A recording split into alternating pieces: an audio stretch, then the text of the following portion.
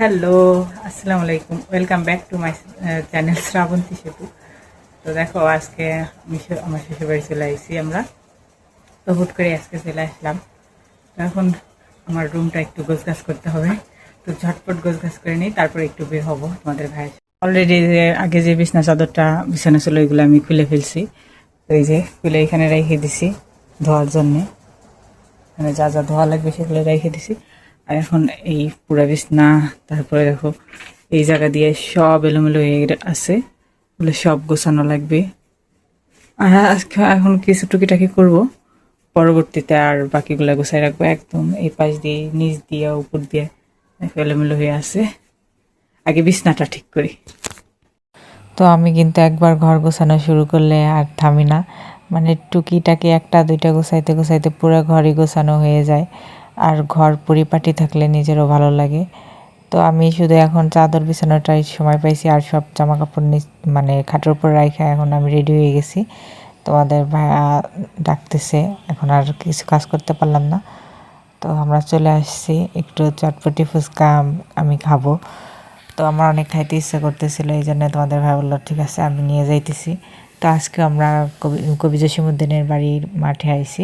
এখানে সবসময় চটপটি ফুচকা পাওয়া যায় আর কি। শুক্রবারে একটু বেশি মানুষ হয়, আর এখন যেহেতু বৃষ্টির সিজন, তো অতটা দোকান সব কয়টা দোকানই খোলা থাকে না। সাধারণত আমি যেই দোকান থেকে খাই ওইটা শুক্রবার ছাড়া খোলে না। ঈদের দিকে আর কি সবসময় খোলে, কিন্তু এখন যেহেতু ঈদের সময় না, আমার লোকজন কম, তো এখন খোলে না। তো আমি পাশের দোকান থেকে খাইতেছি আর কি। এই একটা মহিলা বিক্রি করে, তো ওনার চটপটিটাও মোটামুটি ভালো।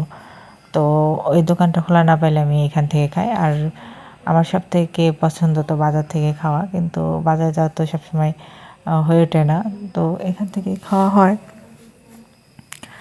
তো যাই হোক, চটপটিটা মোটামুটি ভালো ছিল। এর আগেও একদিন এই দোকান থেকে খাইছিলাম। আমি যে দোকান থেকে খাই ওইটা খোলা পাইছিলাম না।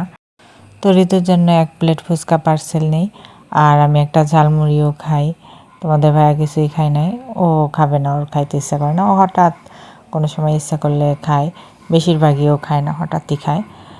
তো আমি খাওয়া দাওয়া করলাম, আর ঝালমুড়িটা খাওয়া শেষ করে, যেহেতু গাড়িতে আসবো আমি বাড়িতে বসে খাইতে পারি না, তো ঝালমুড়িটা খাওয়া শেষ করে আমরা চলে আসি। আর আমরা গেছিলাম বিকালবেলা, মানে তো আসার সময় সন্ধ্যা লেগে গেছে, অন্ধকার হয়ে গেছে চারপাশে। আজকের ব্লগটা এই পর্যন্তই। তো কেমন লাগলো তোমাদের আমার ব্লগ অবশ্যই কমেন্টে জানাও। আর আমার ব্লগ যদি তোমাদের ভালো লাগে থাকে অবশ্যই চ্যানেলটি সাবস্ক্রাইব করে রেখো, আর একটা লাইক কমেন্ট শেয়ার করে দিও।